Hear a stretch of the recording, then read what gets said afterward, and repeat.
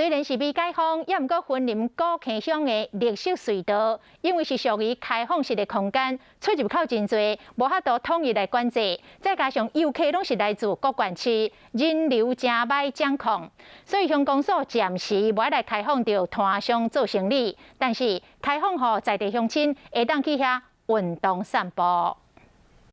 未解封，云林县内有真个所在嘛有部分的放宽，也过古坑乡的绿色隧道，因为算是开放式的空间，人的出入较复杂，歹控制，所以讲古坑乡长建议卖开放。咱要来开放，为一方，咱这摊商你嘛无在咯，哦，大家一摊派一个出遮顾这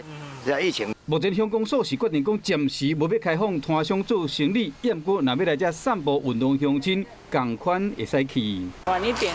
要不然的话，你这里开放的话，一定是人和车都多啦。哎呀，要卖东西的，卖东西那个星期六、礼拜天，有时候我会骑脚踏车过来，哦，全部都是人，真的是。啊，如果平常让人家散步、走路的话，应该是没有什么关系的。